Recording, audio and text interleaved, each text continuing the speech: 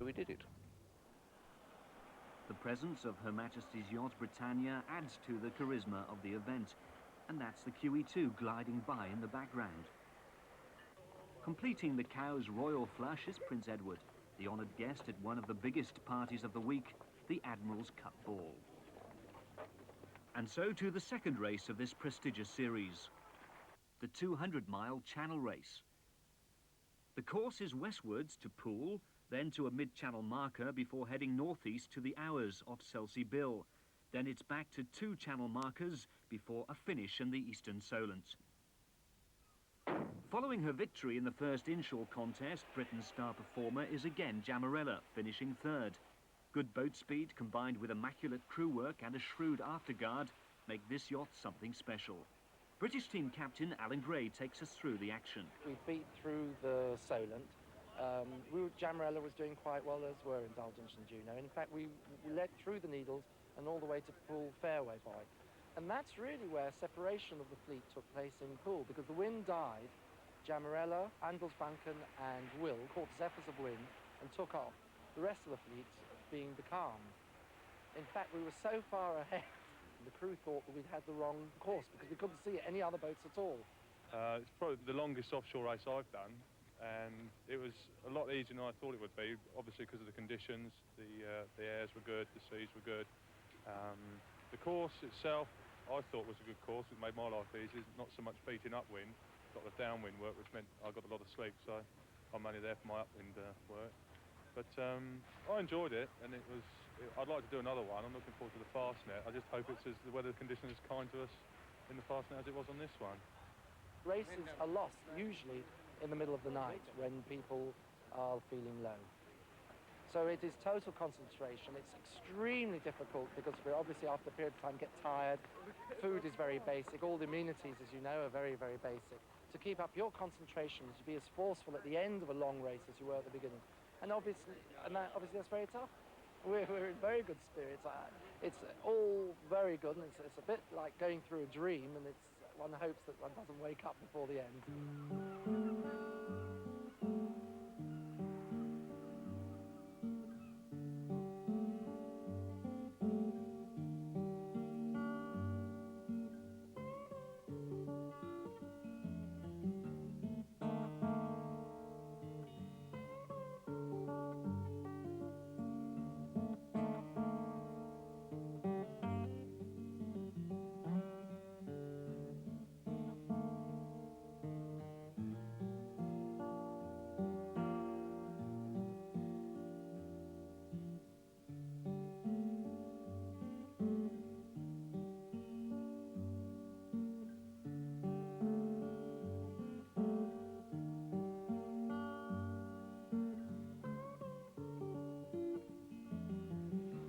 Jamarella completes the 200 miles in just over 27¼ hours. Indulgence is 8th and Juno 24th. The winner is Will from Japan, heralding that nation's emergence as a yachting force to be reckoned with. It is really a turning point for Japanese yachting history to win Admirals Cup, especially in channel racing. But Britain's team performance puts them on top of the table, 23.5 points ahead of France. The Danes are 3rd, New Zealand 4th, and Australia have slumped to 5th. During Cow's Week, you can always be sure of close racing in the one-designed Dragon class. And the most successful sailor of the last decade is a quite remarkable man. Andy Castle, Great Britain International, has no legs. I was born like it. But from an early age, I was always, for some reason or other, keen to get on the water. I think it was 10 and a half, back my uncle bought me my first dinghy, and I've been sailing ever since. It's never been a disadvantage to you? Not really, no. I think really in life you can overcome most things if you really want to. Andy came 3rd in the 1976 World Championships and has qualified for this year's event too. The sailmaker also encourages other disabled people to go sailing. He organises races and involves himself in the Lord Nelson project for the handicapped. I'm just a person that's been lumbered with a problem, and I make the best of it. I wouldn't say I was a champion of the cause, no, not really. But you must be an inspiration to many others, though. I would hope so. When Cowes is awash with yachties, London auctioneers Bonham set up shop in the High Street and exhibit their collection of marine pictures.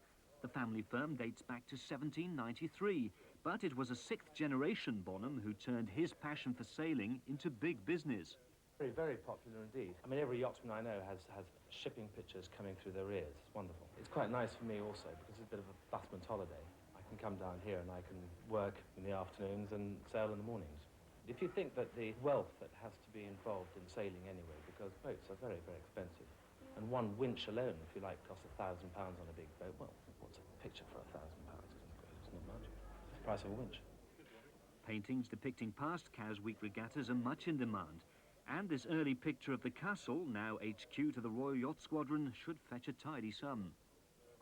Well, there's one special picture of 6 J-class yachts jockeying for position, which shows a lot of movement and a great excitement. And that, I hope, is going to fetch, what, 15, maybe £20,000. Now, this is surely the most unusual work of art in the collection. The paintings are called, well, have a guess. The clue is the White Cliffs. They're called Dover Soles, of course. The pair of shoes will probably fetch about £1,500, maybe up to 2,000. It's a rather expensive pair of shoes, isn't it? But who'd pay nearly £1 million for this? A tugboat. Peter de Savary, that's who. The yachtsman and entrepreneur is in Cowes showing off his latest acquisition. A tugboat converted into a support ship for his next America's Cup campaign. Wonderful vessel. Why don't you come on board and have a look round? The restoration of the 450-ton tug took a year to complete. It's full of the most up-to-date equipment and gadgets, some useful, some essential.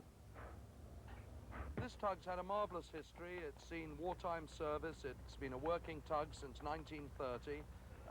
It's towed Britannia more than once, and it was destined for the scrapyard, and we decided to refurbish it and use it as a viewing platform, a sponsor's vessel for the next America's Cup. It will serve us very, very well. The interior is sumptuous, all mahogany and white panelling. Nothing but the best for PDS. Luxury tugboats, somehow only de Savary could think of that. Meanwhile, in the third race of the Cup Series in Christchurch Bay, Britain's Olympic gold medalist is having a ripping time. Mike McIntyre on Juno hasn't had the best of regattas so far, but was going well before the mishap. Juno eventually finishes 11th. We came out to the last windward mark and we went for jibe set. We had trouble getting around the mark. We had to shoot up head to wind and just made it round, which made turning the boat very difficult. And then when we jibed in the middle of hoisting the spinnaker, the boom went in between the runner and the checkstay, and the boat broached and we shredded the spinnaker, and we lost about 2 minutes in the end, which led us through 3 boats on the water and probably 4 or 5 perhaps on handicap. But Britain stay top, thanks mainly to Jamarella's second place. Denmark, though, are closing the gap.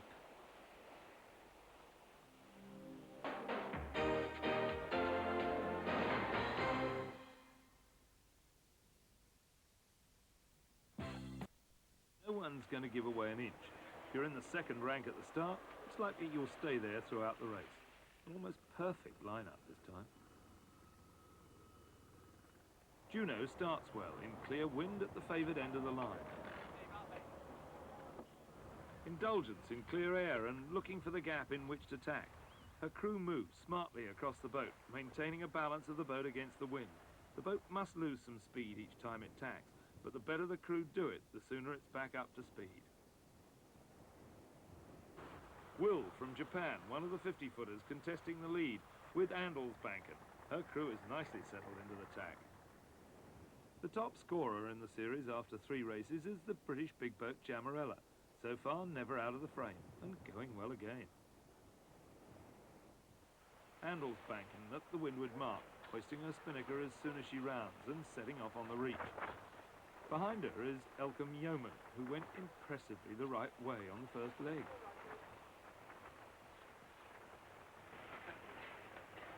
The Jamarella crew go for a rapid spinnaker hoist. They're probably better drilled than any out here. Mandrake for Italy, her best performance in the series so far. She rounds ahead of Cororum, certainly smartest boat in this regatta. Full of French chic, the crew uniform, the graphics, all complementing an excellent design and a top crew.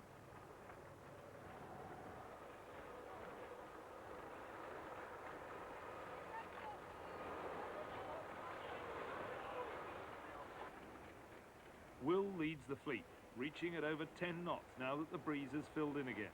The Japanese crew is heavily augmented with New Zealanders and an Australian, and the boat handling is good. Watch how cleanly they jibe.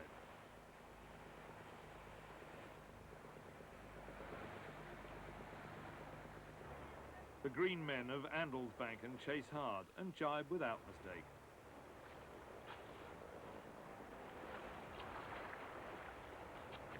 Here's a case of one getting it wrong and another getting it right. Just watch Elcombe's spinnaker. See how it collapses because the helmsman is not coordinating with the crew. And see how perfectly Jamarella's is set throughout the jibe.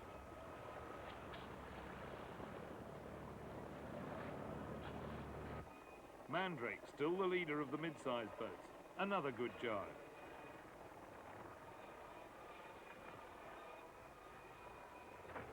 The smart crew of Cororum, driving the French boat hard.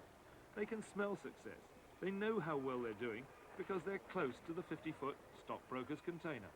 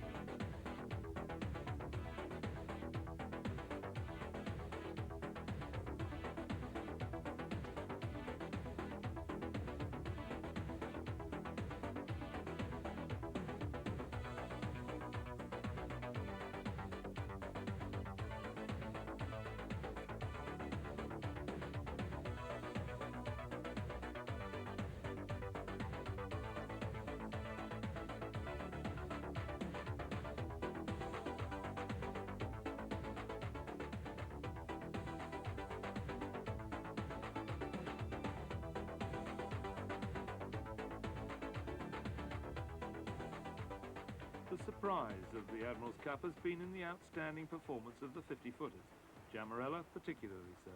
Her well-drilled crew are also impressive. Andelsbanken with a slight advantage over Jamarella here. Here's a chance for the crew to shine. They've overtaken Elcombe. Now they need a good spinnaker drop to close with the leaders. Will rounds, followed by Andelsbanken. And almost right on their sterns is Jamarella. This promises to be a great three-way battle.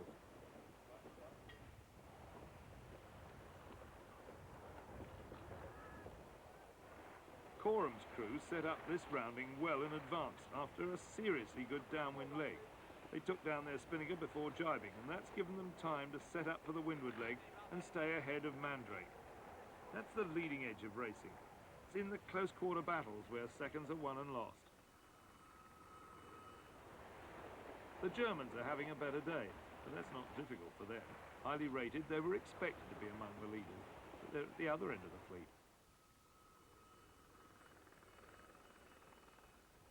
Juno is rounding, and while her spinnaker drop looks good, she's approached the buoy too closely and allows Fair Share to slip in inside her. Now Fair Share can stop her tacking.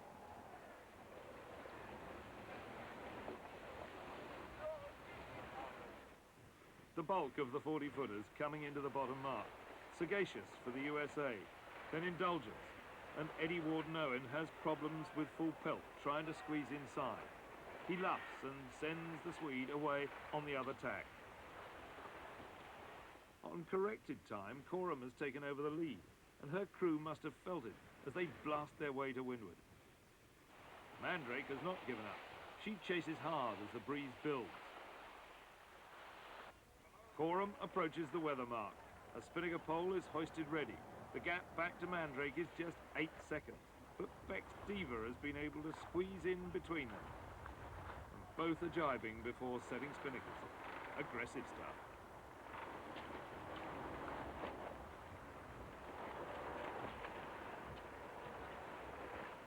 Jamarella is now leading the 50-footers. Andelsbanken and Will are behind her, and the gaps are small. Juno is slowly moving up the fleet after her disastrous first leg. She still has some way to go towards respectability of placing. Jamarella around the leeward mark. Everyone, everything in concert. Stockbroker's container has got in front of Will and Andelsbanken on the run. Their tactics on the beat will be interesting, and the two Danes should emerge in front. Jamarella, meanwhile, thunders on upwind in front of everyone. With the Danish 50-footers well placed, all eyes are on 4K, their third boat, here in front of several of the other 40-footers. The leaders thrash their way to windward in 20 knots of wind. Great sailing weather. Jamarella is first home after a great fight, but she will drop to third on handicap. Juno was 20th and Indulgence 27th. Cororum, the 45-foot French boat, will take the top prize on corrected time after sailing a near faultless race in conditions which suit her best. While Mandrake pushes her, a close second for the Italians. Container is the second boat home, but scores 5th, with the Australian Madeline's Daughter sneaking in between her and Jamarella. And so, after 4 races, the United Kingdom still lead, but Denmark are catching up. New Zealand are a threat in third place, with Australia 4th. Off the water, the socialising carries on apace. Never mind the yacht racing, there are bellies to fill and balls to attend. Ancaster Marina is the focal point for most yachties. Entertainment here is provided by buskers and bands.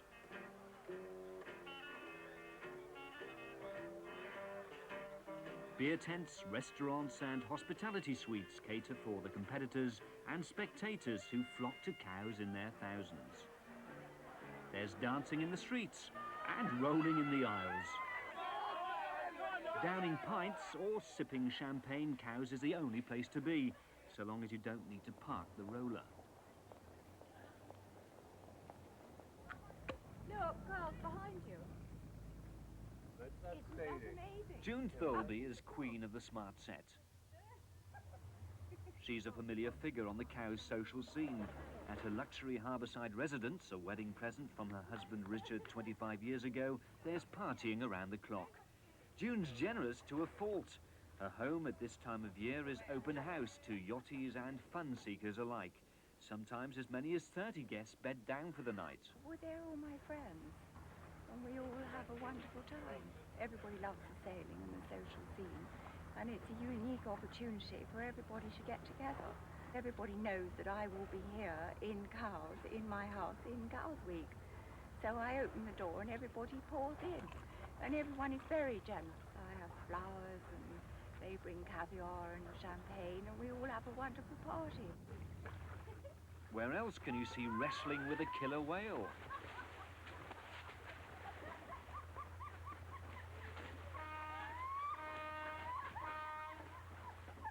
And cuddling with a crocodile. Just adore the Isle of Wight. It has one major problem in that it's not a tax haven.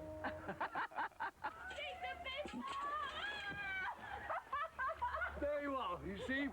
The penultimate race of the Admirals Cup series is to the east of the Solent in Hayling Bay. Right from the start, the pecking order is established. The 50-footers are moving to the front, followed by the 45-footers, and the 40s trail in their wake. It's as regular as night following day.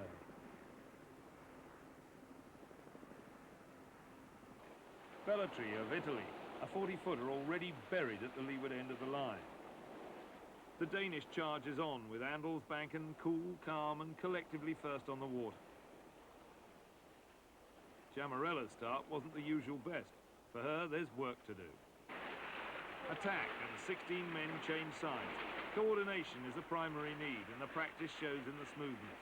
Doing it that well, there shouldn't be anyone ahead, but there is, for now at least. Andelsbanken, first round and first to hoist a spinnaker.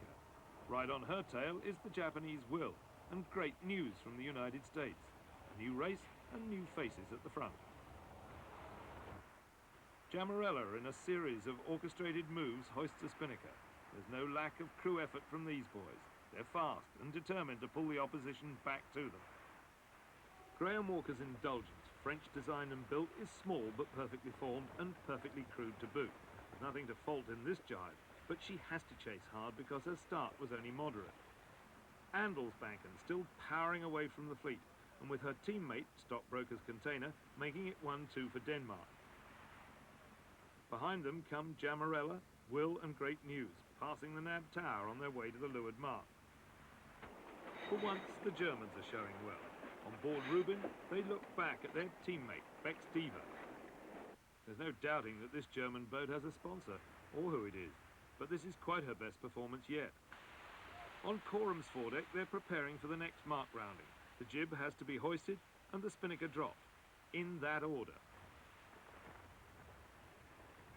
The same will be true for Juno as they slide towards the mark. Charlie Pitcher at the mast gives his all to make the jib go up. They may be Germans, but there's no doubting their English instructions. But the language on the Danish boat will be blue. The leader, Andelsbanken, is out of the race and fortunate to retain her mast. The forestay broke and only very smart work by all her crew saved the mast from tumbling. The loss of points will be disastrous. Certainly the wind and sea were getting up. The going was tougher and the tough got going. There's no room in this event for failing to try hard. Some perhaps tried too hard, and this Swedish boat is out of the race. Jamarella hammers on, chasing, but still Stockbroker's Container is in front. The two of them are pushing the other, and now they lead on handicap. Juno too is reacting to the pressure, moving steadily up the fleet towards respectability. There's no stopping Stockbroker's Container. The Germans must be hurting that they rejected this boat and allowed the Danes to charter her, particularly now she's in front. Still in front of Jamarella, but not by very much. These two have been at it for 40 miles. Here we go again. Jamarella is tacking to take advantage of a windshield. Anything to close the gap on the Danes. Jamarella's results in this series are quite the best. First, third, second, third again, and going well. Container comes home first, a deserved win for the Danes, and they'll do it on corrected time. Jamarella has to be content with second. It will rankle her crew, but perhaps stimulate them for the next one. Juno is 11th and Indulgence 20th to keep Britain in the lead. Great Britain stretched their lead at the top of the table with New Zealand second. Poor Denmark dropped to third because only two of their boats finished the course. At least Andelsbanken returns to Cowes in one piece and will be shipshape for the last race of the series, the Fastnet. Smart work by the crew in lashing up the broken forestay saved the mast and keeps the Danes in business.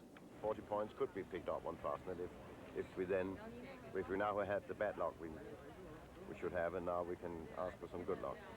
Do you think God is British? Why not? He's a kind person, isn't he? The Royal Yacht Squadron is a hive of activity during Cowes Week. From the club's castle walls, nearly 900 boats are counted out and counted in every day. But the real nerve centre of this massive operation is in the High Street. Once the yachts are spotted by officers on the squadron platform, times and positions are fed into computers at the regatta centre. Results are then calculated and published, and that's just a fraction of their work. Sue Fielden's been there 14 years. Normally throughout the year in the actual office there's 3 of us, but in Cowes Week itself we've got really about 30 people in the regatta centre itself, plus an additional 25 coxswains running the launch service, because we have to move approximately 4,000 competitors a day out in the water, get them out to their yachts out there. Plus you've got the teams of race officers going out to committee vessels and on the platform running the racing, and it goes on and on and on, really. And the slickness of the operation allows competitors to make the most of this unique regatta. It's supposed to be a fun week for everybody, so you've got to make sure that the yachting fraternity are in good time to get changed and go out to their parties and balls, etc. So you speed things up so they can enjoy themselves in the evening? Oh, absolutely, yes, as much as we possibly can. Yes, it's the name of the game. The name of the game on the racecourse is to keep cool in the heat of battle, but tempers can become frayed.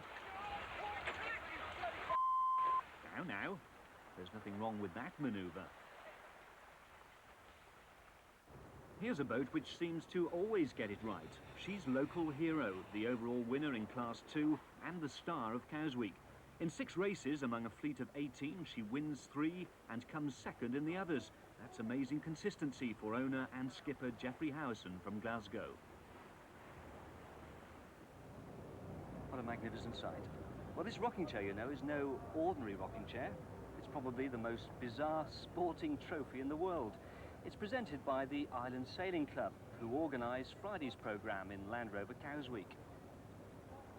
Past winners include former Prime Minister Edward Heath on his famous yacht Morning Cloud. The club's celebrating its centenary, but the first rocking chair was presented 21 years ago, the idea of the race committee. They thought if they had a rocking chair, it would be useful anywhere in people's homes who won it. I mean, if you're a winner and you have a lot of silver cups, it's an awful lot of silver cups to clean. So we thought it was a very modern idea. The original stays in the clubhouse bar, but it's not in general use. New members who don't understand what it is occasionally take it to sit in, and then everybody else goes, oh. Nowadays, the winner receives a miniature replica. Full-size rocking chairs are too expensive, but it took a Frenchman to insist on a smaller trophy. Just about 1984, Bruno Troublé, who won it, said he didn't want a rocking chair, thank you very much. He'd got 4 already. And the latest name to be added to this unique rocking chair, the winner of the Big Boats Handicap race, is Obsession. She's an Irish 3/4 tonner designed by Ed Dubois and owned by Barry Rose from the Cork Yacht Club.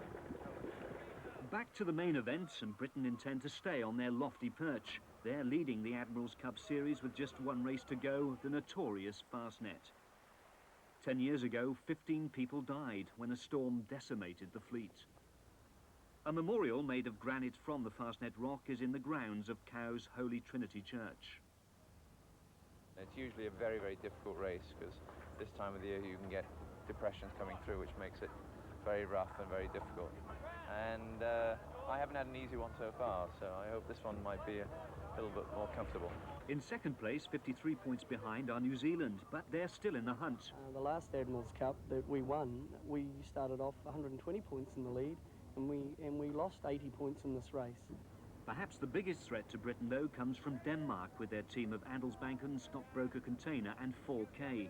Had it not been for gear failure on Andelsbanken, they'd be breathing down our necks. As it is, the Danes trail by 57 points. It's quite a tough race, and anything can happen, and if we have a misfortune for England just as great as we had for Denmark, then we have a chance. All the Brits can do is check and double-check every piece of equipment and say a few prayers. Oh, it's always a lottery. You're going along the coast with the big tides, the open Atlantic, around the Fastnet, back in the Irish coast, you're back around the Scillies. They're all complex weather places. Anything can go wrong. So we have a head start, but my goodness, we don't have it won. While the Admirals Cup teams contemplate what lies ahead, Cowsweek comes to an end.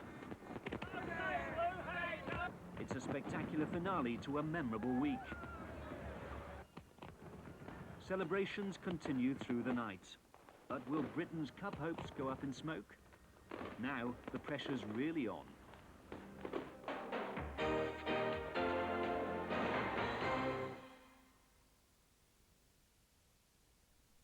Race, and traditionally the smaller boats set off first. These are the ordinary yachtsmen and women for whom the 610-mile Fastnet is an adventure, possibly the greatest challenge of their lives.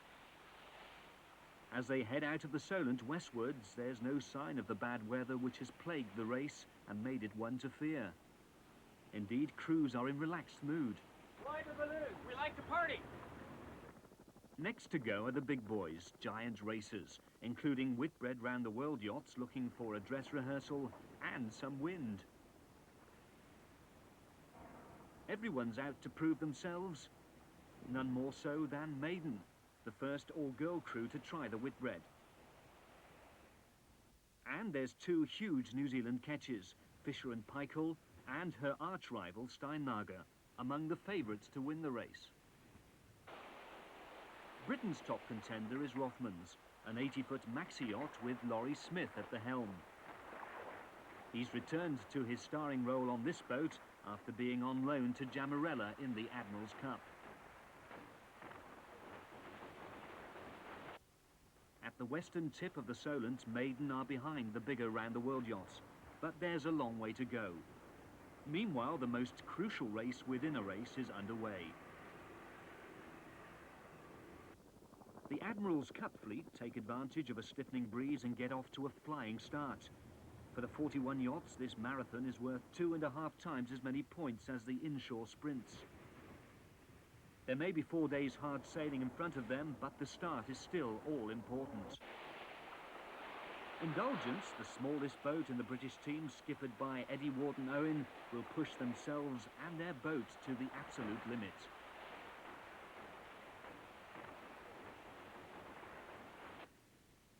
Their teammates on board Jamarella have extra ambitions to clinch the trophy for finishing top boat in the regatta. Juno's hit form at the right time. Her skipper, Mike McIntyre, who won gold at the Olympics, is after his second major prize in 12 months. The main rivals, well, Libra's a consistent point scorer for New Zealand, and Denmark have made the sort of start Britain feared. Stockbroker Containers going well off Hurst Castle, and Andelsbanken is even better placed.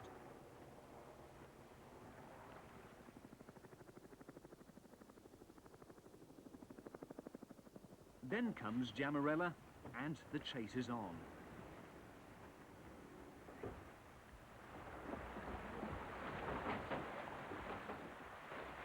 From onboard Indulgence, the Needles off the Isle of Wight disappear in the background. The spectator fleet's left far behind, and ahead is one of ocean racing's toughest tests. It's a race of 3 parts: the tricky route down the south coast, the long haul to the Rock and back, then the dash from the Scillies to Plymouth. Malcolm McCaig takes up the story. On a race this long, inshore crew specialisations blur, and with Laurie Smith moving from Jamarella back to his day job aboard Rothmans, mainsail trimmer Jerry Richards takes a trick at the helm of Britain's 50-footer. On the rail, Jabba and the boys settle down for the night. There's still a long way to go before they'll see the Eddystone light guarding the entrance to Plymouth again. Aboard these Grand Prix racers, down below is where you keep the sails, the apples and the Mars bars. On deck is where you work, eat and sleep.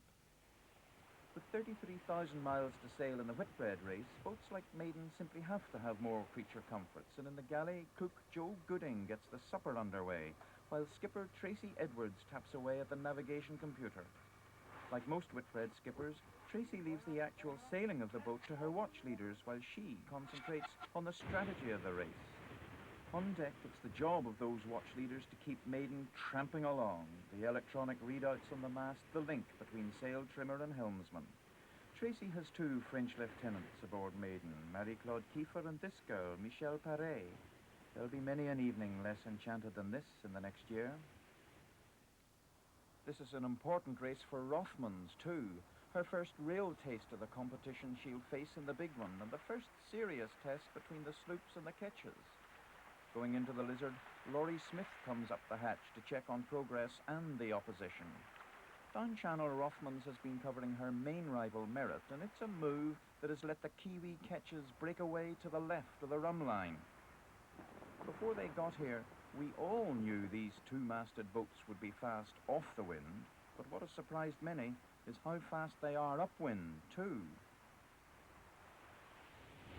Jamarella, too, has let the opposition go south, and now on the long haul to the Rock, she's got some catching up to do.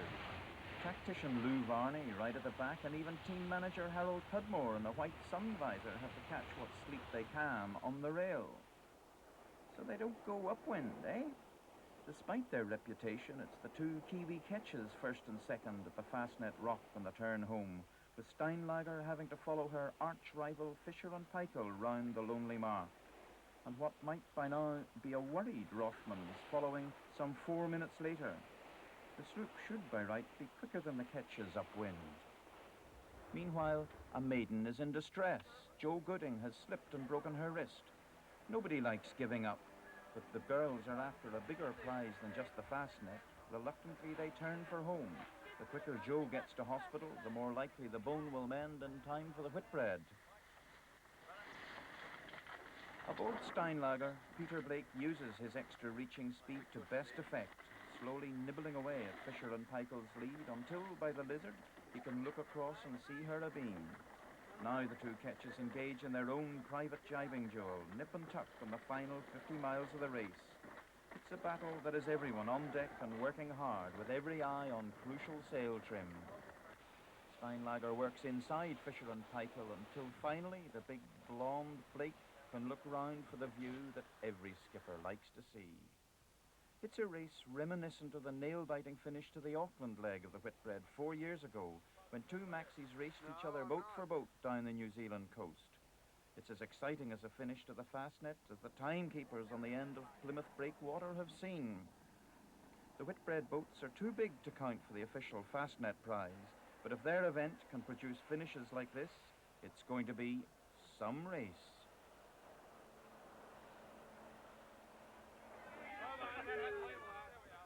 That night, the Admirals Cup fleet is led home by America's great news, skippered by the bubbly Tom Blackawler. Tom, what's it like to have won the Fastnet then? Well, maybe we'll come back again. It's been a long road. I haven't really liked this race. For a person from California, this is a real different type of sailing. Next home are the Danes on Andelsbanken, and suddenly the computers and pocket calculators are saying Denmark could steal it. Yamarella fought her way through the fleet to finish third. She's top boat in the regatta. But as for the British team, well, it's too early to say. Celebrations are a bit low-key, the crew members drained. There's plenty of wind, exciting times. We still don't know the results. Our last radio scale very crackly, couldn't pick it up. Oh, we had a tough race. Boats trickle in through the night and early morning. Juno does well to finish 12th, but the all-important team result will depend on the performance of Indulgence. The one-tonner arrives home 9 hours behind Yamarella, 9 more grueling hours at sea. It's a very tiring race, you know. It really is hard. I mean, I don't think people realise what we go out through on the water there. It's just, I mean, last night it was blowing 30, 32 knots. There's water coming over here like you wouldn't believe. I mean, people getting washed in the boat, washed back, and having to hold on with two hands. And down below, it's not comfortable. So when you go down below, it's wet sails down below, and you're soaking wet. And yeah, we're glad to be back, really. The champagne flows. It's a British victory, surely, but that's not official yet. This Admirals Cup is the toughest one that I've seen. The standards are very much higher. It's certainly the World Championship of ocean racing. And Britain is world champion in the sport when it's at its highest.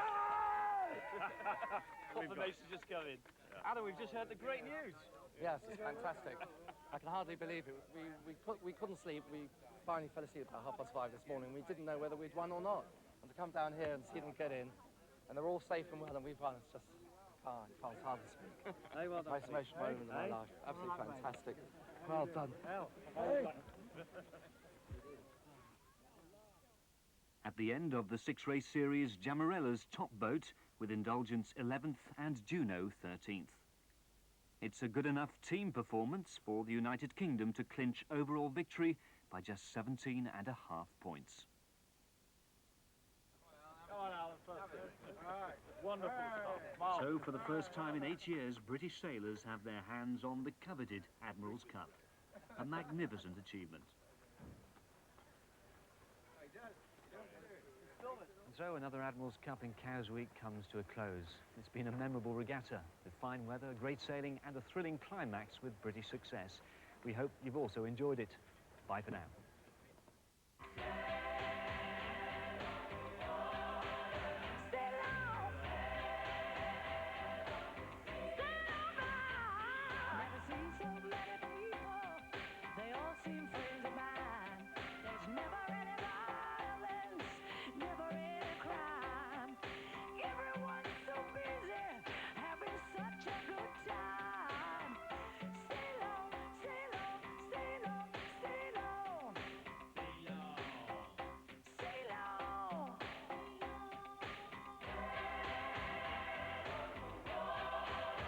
day long.